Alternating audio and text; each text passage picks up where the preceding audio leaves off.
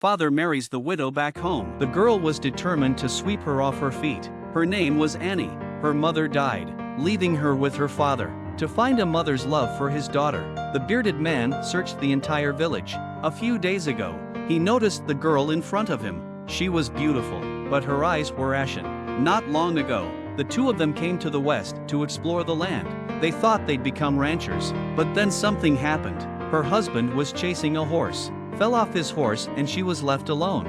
She was left alone in this strange land. The village elders told her she couldn't go back until spring. But by now, Susan was penniless. When the woman was in despair, the bearded man pulled her out of the abyss. He provided Susan with food and shelter, and promised to send her home in the spring. Susan knew in her heart she couldn't support the baby in her womb. She agreed for her husband's sake.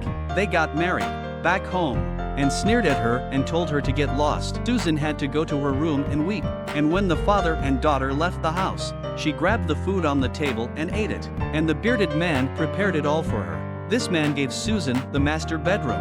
He even helped her organize her ex-husband's belongings. This made the woman slightly uncomfortable. She asked if there was anything she could do to help. Brother Mustache looked to his daughter, who was working.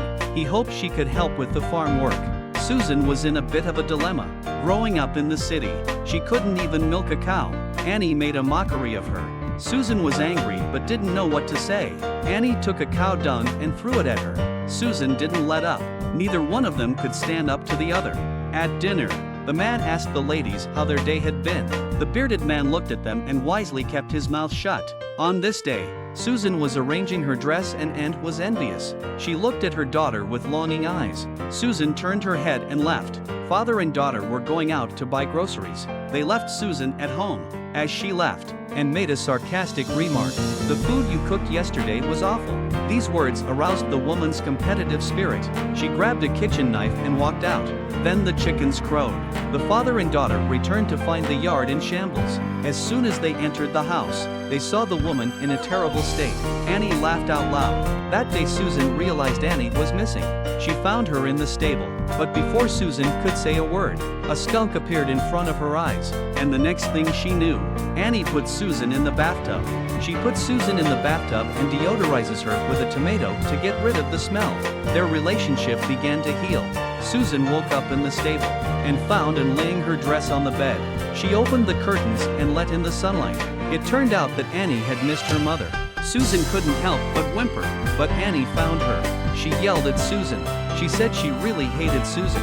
She said she hated Susan and wanted to get the hell out of the house. Those words hit Susan so hard in the heart. She went back to her room and packed her things to leave. And that's when Beardy told Susan Annie was very fond of her. She was afraid that when spring came, Susan would leave. She didn't dare ask for too much. She looked at the dress on the bed. Susan cut the dress from Anne's dress. The next day, the girl woke up from her sleep.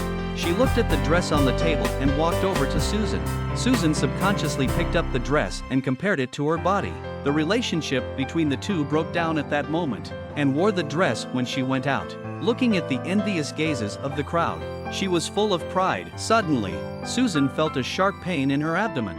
Mr. Beard asked when the baby was due.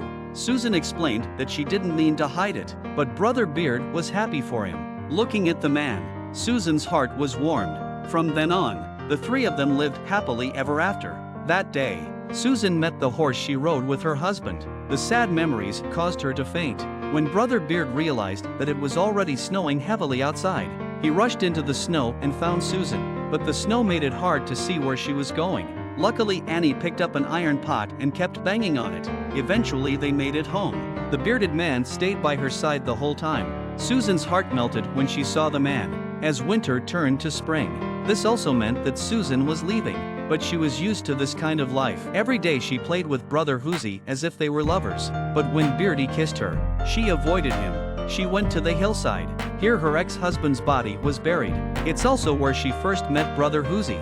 She decided to write a letter to Brother Hoosie. She would stay as long as the man asked.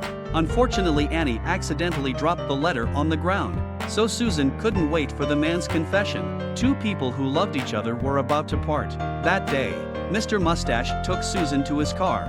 Then he went back to his house. His emotions were released at that moment. Suddenly, he saw the envelope beside him. He looked incredulous. Then he quickly got up and told Annie to help him get Susan back. He shouted.